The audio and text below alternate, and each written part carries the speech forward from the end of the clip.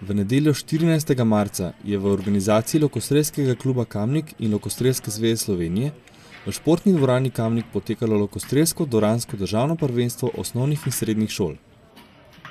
Tekmovanje je potekalo v 3 izmenah v slogih dolgi lok, goli lok, ukrivljeni in sestavljeni lok.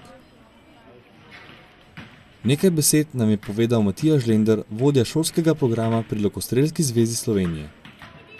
Danes smo zdaj na državnem šolskem prvenstvu za osnovne in srednje šole. Udeleženih je bilo, se pravi, 3 izmene, približno vsake izmeni je bilo 100 tekmovalcev, tako da 300 tekmovalcev, tako da je bila kar dobra zasedba pač v različnih slogih in različnih starostnih skupinah.